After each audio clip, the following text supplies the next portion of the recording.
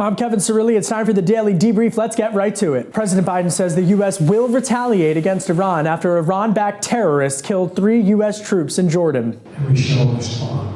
25 additional U.S. troops were wounded in the attack, the first time that U.S. troops have been killed since Hamas terrorists killed about 1,200 people in Israel on October 7th. Since then, 26,000 lives have been lost in Gaza in the Israel-Hamas war. Separately, Israeli defense officials said that they are hopeful additional hostages will be released by Hamas after continued negotiations between Israel, Hamas, the U.S., and Qatari officials.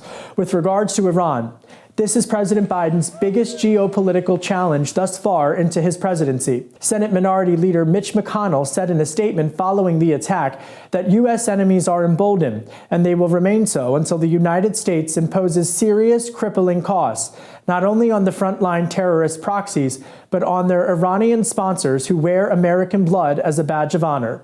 Senators could release a bipartisan border and supplemental aid deal this week, but it's unclear whether it'll go anywhere in the House, which returns from recess this week. The question is whether Republicans are going to listen to Donald Trump, who wants to preserve chaos at the border because he thinks that it's a winning political issue for him, or whether we are going to pass legislation which would be the biggest bipartisan reform of our border and immigration laws. Former President Donald Trump had this to say in Vegas over the weekend on the campaign trail. There is zero chance I will support this horrible open borders betrayal of America.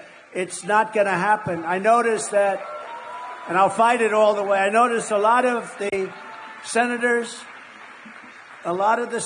are trying to say respectfully they're blaming it on me. I said, that's okay. Please blame it on me. I'd rather have no bill than a bad bill. President Biden said in a statement released Friday that the deal being negotiated would give him the authority to shut down the border, and it's authority he would use the moment the bill reaches his desk. Happy tax season. The IRS begins collecting taxes starting today. But if you're not an early filer, don't worry. You have until April 15th to file your taxes. And the IRS is reportedly piloting new tax programs to let you file your taxes for free, which honestly might not be a bad thing. But something tells me it's going to face some pushback from accounting agencies.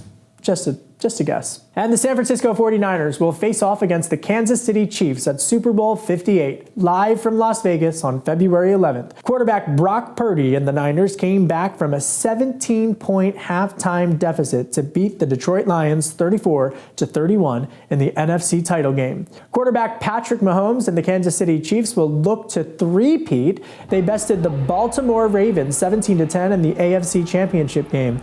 And Travis Kelce was seen celebrating with his girlfriend Taylor Swift, who joined Kelce on the field after the game. Did you miss that? How could you miss it? That was everywhere. And for the record, Swift announced that she was an Eagles fan, by the way, during her Philly concert on her Eras tour. Also, just to add in there, Andy Reid coached my Philadelphia Eagles before, I guess, going to Kansas City, and now he's like a Super Bowl, whatever. Couldn't do it when you were in Philly, Andy? That's it for today's Daily Debrief. I'm Kevin Cirilli. Be sure to like, share, and subscribe to The Hill's YouTube channel, and come back here soon for more politics and policy.